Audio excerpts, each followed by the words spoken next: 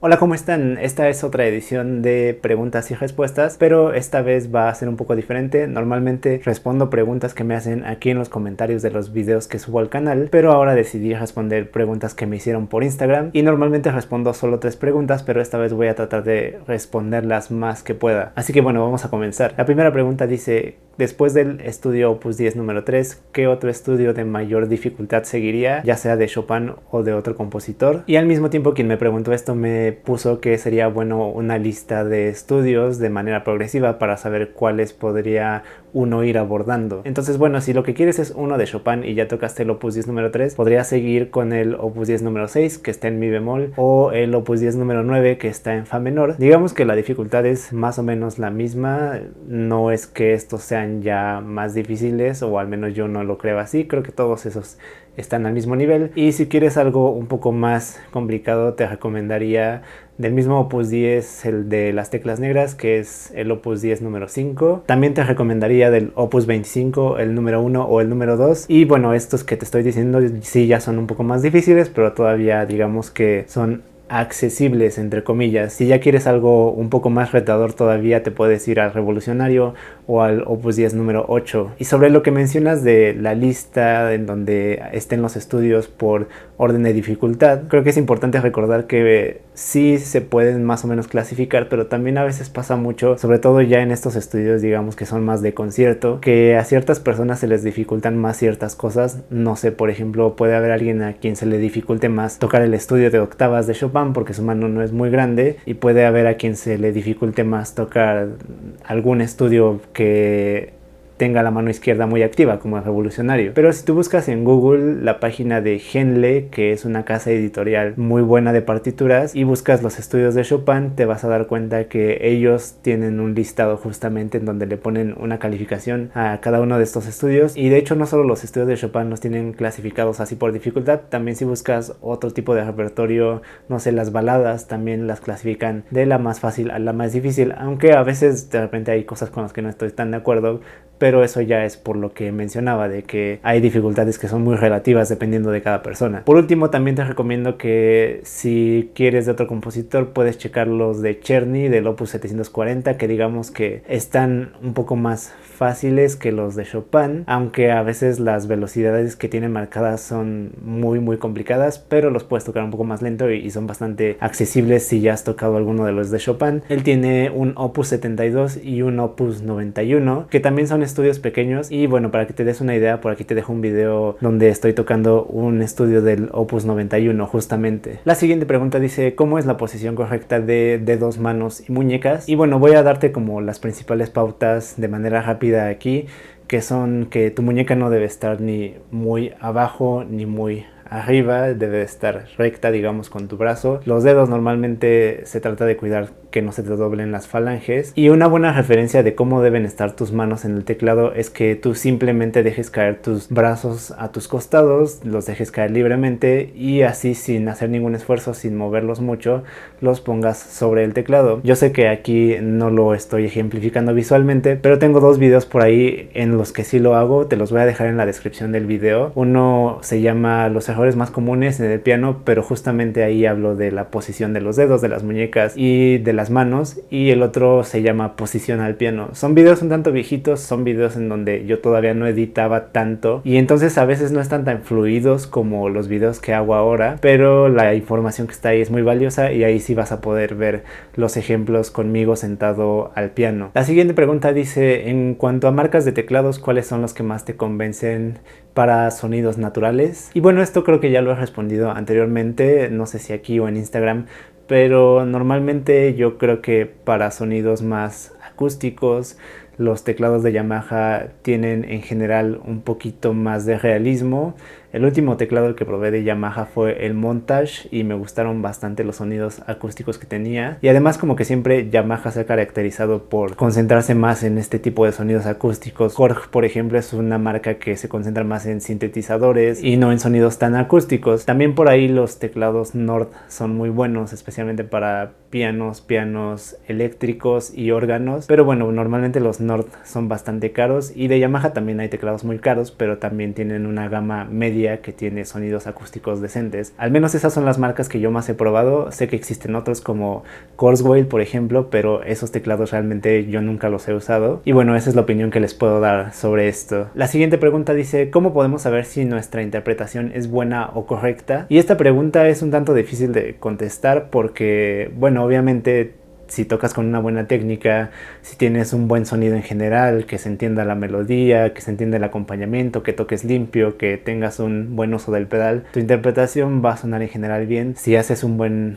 uso de matices o al menos se escuchan diferentes dinámicas cuando estás tocando, va a ser bastante interesante. Igualmente si la pieza tal vez lo pide y manejas un poco los cambios de tempo o el uso del rubato, todas esas cosas van a hacer que suenes, digamos, más profesional. Pero ya el hablar de una interpretación buena o correcta a veces es muy subjetivo porque depende mucho de quién te está escuchando, para quién estés tocando, con qué propósito estés tocando. Y les doy ejemplos muy concretos. Si tú estás tocando en un conservatorio o en una escuela muy estricta o muy académica, puede ser que si no tocas, por ejemplo, Mozart de acuerdo al estilo que se tenía en el periodo clásico, que es al que Mozart pertenece, puede ser que te digan que tu interpretación no es correcta o no es buena. Pero si tocas ese mismo Mozart de la misma manera para otro público fuera de cualquier conservatorio, aunque te salgas del estilo, puede ser que hagas cosas que al público le gusten y que finalmente te digan que les gustó mucho tu interpretación. Entonces, bueno, yo creo que lo importante es procurar tener una buena técnica,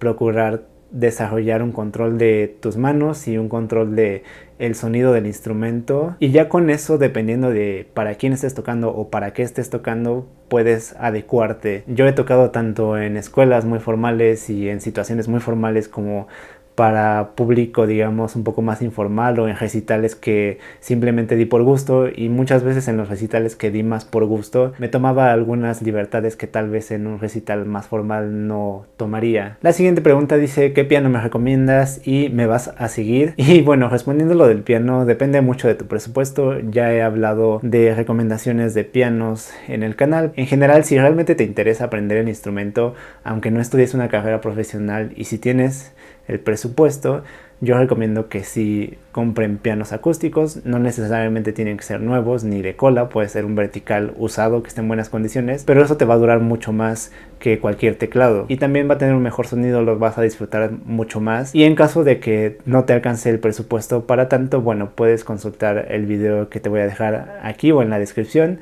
y ahí sí hago recomendaciones más en cuanto a teclados para que te des una idea. Esta pregunta dice: ¿cuáles son los puntos clave o la forma de estudiar piezas de gran extensión como conciertos? Y bueno, te voy a dar 4 recomendaciones rápidas.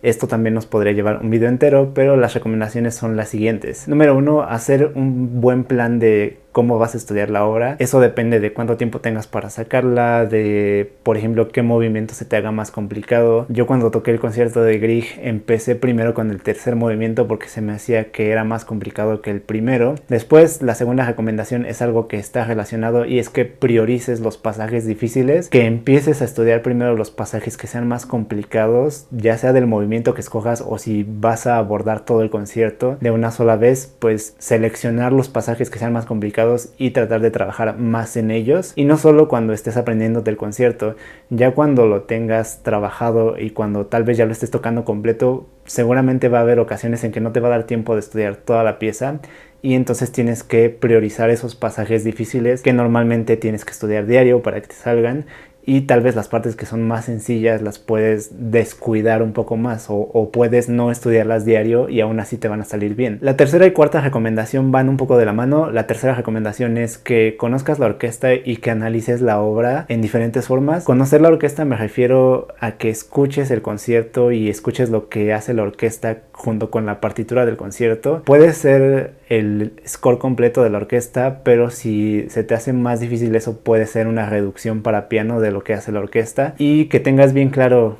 qué está haciendo tanto cuando está tocando contigo como cuando tú no estás tocando y la orquesta está sola, y al mismo tiempo que hagas un análisis armónico. Pero yo creo que sobre todo es muy importante que conozcas bien la estructura del concierto completo. Por ahí varios maestros a mí lo que me dijeron fue que si no conocías también la parte de la orquesta, realmente no te sabías el concierto completo, y creo que sí es muy importante entonces poner cuidado en eso. Y la última recomendación es que ya que tengas la obra trabajada en su totalidad, trates de tocarla tantas veces como puedas completa de principio a fin. Obviamente va a ser un poco difícil porque primero te tienes que saber la orquesta y bueno, no vas a poder tocar siempre todo lo que es la orquesta, pero lo que puedes hacer es que puedes tocar tus partes de solista y cuando haya un solo de la orquesta también lo toques y después otra vez tocas lo del solista. El chiste es que tú sepas en todo momento qué está pasando en la pieza y además el chiste de hacer esto es que piezas así tan grandes que duran media hora lleva tiempo que maduren y lleva tiempo que las puedas tocar de principio a fin con cierta comodidad, con cierta confianza. Entonces sí te recomiendo que ya que lo hayas trabajado por completo, lo toques varias veces en público o que cuando lo estudies de vez en cuando te des la oportunidad de tocar la obra completa para que te acostumbres a tocar algo de esa longitud. La siguiente pregunta es ¿cuántas horas estudias al día? Esta es una pregunta que me hacen muy seguido y que es muy común entre pianistas. Ahorita como ya pasó mi titulación y digamos que estoy un poco más relajado, no estudio siempre lo mismo. Cuando estaba preparándome para la titulación normalmente estudiaba diario entre 4 y 6 horas cuando estudiaba más intensamente, sobre todo ya que se acercaba más el examen, pero ahorita hay días que estudio 4 horas, hay días que estudio 3 horas. El fin de semana pasado, por ejemplo, de plano el sábado y domingo no estudié nada, pero porque ahorita me puedo permitir eso, digamos que estoy en un periodo de descanso, pero mi recomendación que siempre les doy es que estudien tanto como puedan siempre y cuando ese estudio sea provechoso. Si llevan 6 horas estudiando pero ya están cansados, no les está saliendo nada, se están equivocando, no tiene sentido. Es mejor estudiar menos tal vez, pero que estés bien concentrado, que sepas cómo estudiar bien y que tengas objetivos muy claros. Recuerden también que no es lo mismo estudiar para un recital que vas a tener a final de semestre que estudiar tal vez para un concurso de una escuela, que estudiar para un concurso nacional. Ya dependiendo de las situaciones uno se pone a estudiar más o menos. Y normalmente todos los pianistas tienen estas fluctuaciones. Cuando sí tienen algo muy fuerte estudian más. Cuando tienen periodos de descanso a veces estudias menos. Y bueno, ya cada quien se va acomodando como puede. La siguiente pregunta dice: ¿cómo fue tu experiencia estudiando en la FAM, en la Facultad de Música? ¿Y me recomiendas estudiar ahí? Lo que te voy a decir en este video es que sí recomiendo estudiar ahí, pero con algunas atenuantes, o digamos, si vas a estudiar ahí te recomendaría que justamente investigaras bien cómo es la escuela, que si puedes vayas a ver cómo es una clase. No sé qué tan metida estés ya en, digamos, este ambiente de la música académica.